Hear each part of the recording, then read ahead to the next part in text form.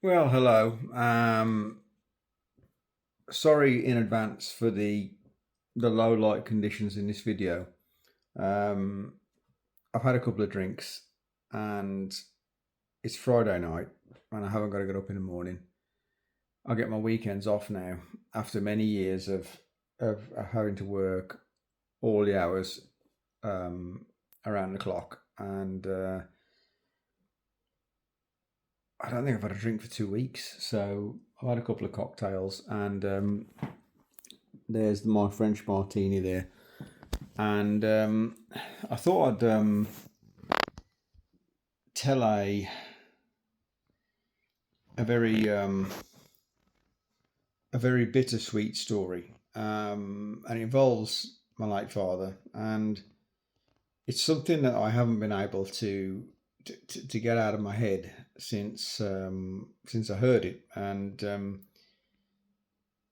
it's just one of those things that I found out really by chance, and my father passed away in March this year, March 26th, of prostate cancer, and it's remarkable how easy that rolls off your tongue after a few months, and I don't know, I don't even know what that means. I don't know how you should feel, but I had best part 3 years trying to get used to the idea that he wouldn't be here anymore, and now he's not. But um, I came back from work, and unfortunately for me, these new this new work rota that I'm doing now, these new hours, which are almost office hours but not quite, meant that I was coming back at I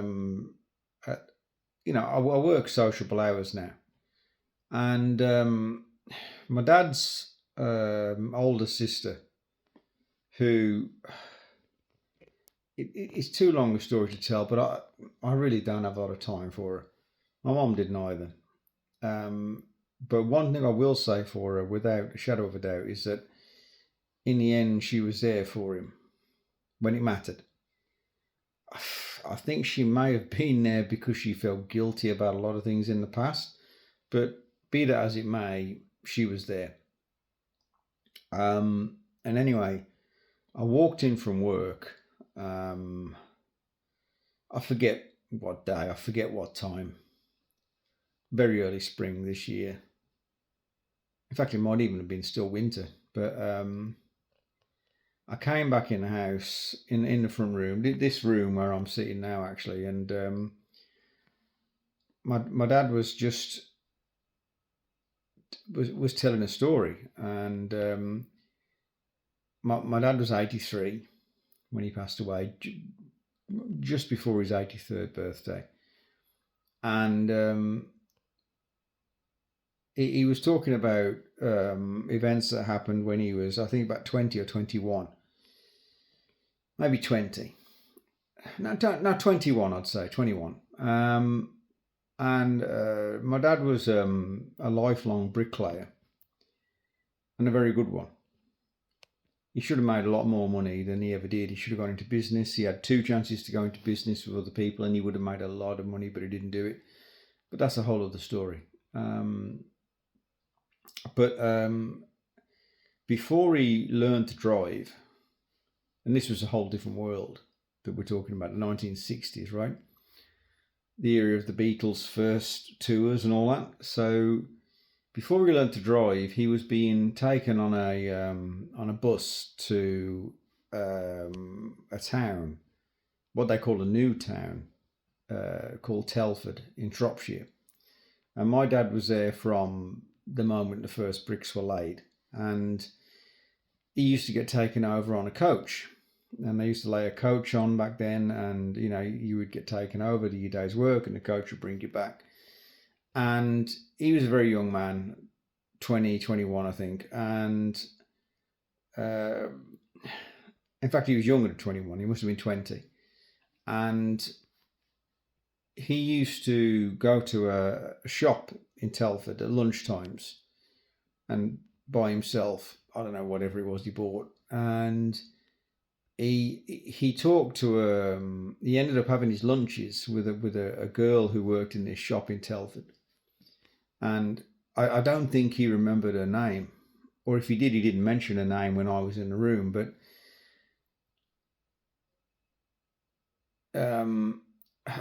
this story's really affected me. It's made me question a lot of things about feelings, about my feelings, about life, about what's important, and how moments matter. And he was talking about this girl, and obviously he liked her, and she liked him, and nothing ever came of it. And when he learned to drive, and he got pulled away from that job working somewhere else, he went back about a year later when he had his own. He bought a van. His first vehicle that he owned was a van, which actually still had a crank start, which shows you how different things were back then. He didn't have to start it with a hand crank, but you could, and he did on really cold winter's mornings, because cars were very different back then. It was a van that he bought. But anyway, he went back a year or so later, hoping that this girl would still be in the shop, and he said, "Look, do you remember me? And do you want to go for a drink? And I've got a car now, I can take us out." And she wasn't in there. She was gone. She was working somewhere else, and everyone else in the shop had changed, and he never went back. But he was still thinking about her over 60 years later, after he'd been married for 50 years, pretty much, and he'd had a whole other life, and me as the son, but he was still thinking about this girl that he knew when he was 20. And I started thinking to myself, I wonder who she was, I wonder what became of her. I wonder if she's still alive. Is she still local? Is she still in this country? Has she passed away? Has she moved abroad? She could be anybody, I could even have met her and I wouldn't know. And it led me to, and I'm still thinking about it now, of just how life is built up of moments, and we don't even know. We don't know how many moments we're going to get. We don't know which moments are important at the time. And a moment can last a lifetime, be it good or bad. And I don't know. Part of me hopes that wherever my dad is now, if that lady has passed away, that they have met again. Despite the fact that he obviously loves my mother very much and he missed her very much. I know he did, and I'm sure they're together. But I would like to think that they had met, up there, and had said, do you remember me? And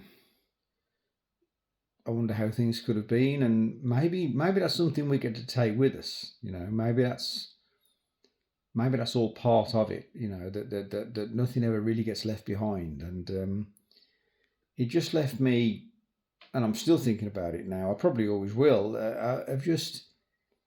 Of just how life is made up of moments, and maybe she doesn't remember him at all. Let's assume she's still alive, right? And maybe she doesn't remember him at all, but he remembered her, and that's all that matters. And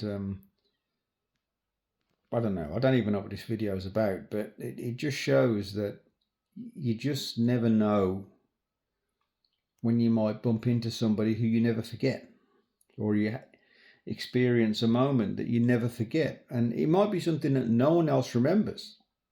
And I can identify that with that myself. But I hope if she's up there, he's met her, and they've been able to talk about it. But yeah, I'll never forget that moment, and he never forgot that moment. And as long as I'm alive, that's alive. And that's all that really matters.